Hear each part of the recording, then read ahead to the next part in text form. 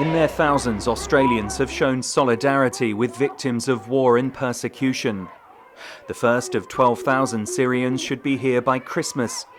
They'll join others who've been forced to start new lives so far from home. Hakeem, a human rights activist, arrived as a refugee in Sydney last year. He told me how he escaped from Syria after being tortured by government forces. He said a brother was murdered, while other siblings who fled to Lebanon have applied for asylum in Australia.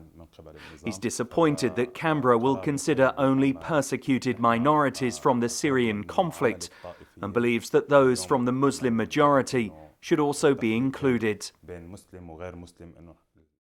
But will there be notable changes to policies on refugees in Australia, a country surrounded by water under a new Prime Minister?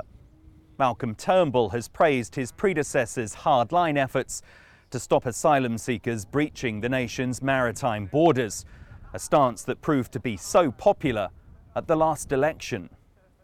But political experts believe that a major shift on immigration is unlikely. He clearly articulated very early was that there wasn't going to be a substantial change, or any change it seems to be, on the refugee policy, so he clearly believes that's the case. Turnbull does seem to be taking a very cautious stand. This clearly, I think, is a lesson that he's learned from his previous time as leader of the opposition, where he was far too progressive for his own party. Pro and anti-refugee campaigners have clashed in Australia.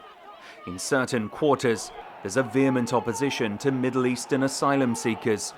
For Syrian migrants in Australia, there are constant fears for the safety of the family they've left behind. My father was kidnapped in 2012, and then I've managed to get him out, and then he and my mom and two sisters left the country. But when it comes to my in-laws, who for health reasons could not leave Aleppo, we're terribly worried about them every day.